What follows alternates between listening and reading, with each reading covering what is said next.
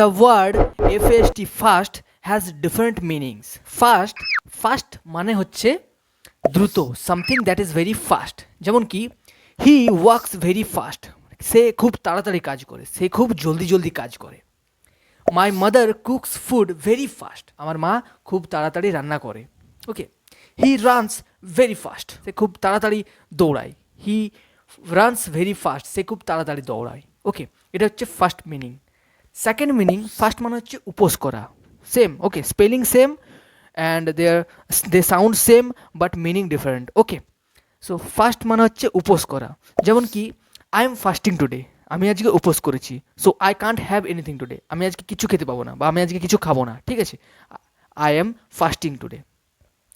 On Shivaratri, many girls, especially Hindu girls, they fast.